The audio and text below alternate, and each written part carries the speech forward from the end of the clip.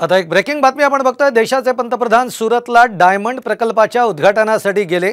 महाराष्ट्रातले प्रकल्प हे गुजरातमध्ये घेऊन जातात असं विधान शरद पवारांनी कळंबोलीतल्या सभेमध्ये केलंय।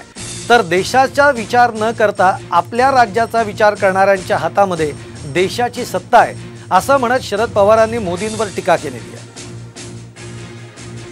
आपण बघतोय की आज शरद पवार यांची नवी मुंबईतल्या कळंबोलीमध्ये सभा झालेली आहे आणि या सभेमध्ये शरद पवारांनी पंतप्रधान नरेंद्र मोदींवर टीका केलेली आहे की राज्यातले प्रकल्प हे गुजरातला ते घेऊन जातात। मोदी हे देशाचे पंतप्रधान आहेत, ते त्यांच्या राज्यापुरते पंतप्रधान नाही आहेत अशा शब्दामध्ये शरद पवारांनी मोदींवर टीका केली।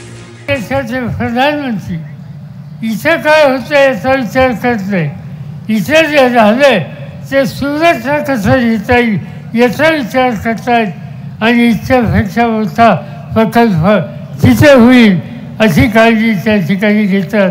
देशाचा विचार करण्याची दृष्टी ज्या व्यक्तीमध्ये नाही त्याच्या हातामध्ये आज देशाची सत्ता आहे, ही भूमिका आपण लक्षात ठेवली पाहिजे।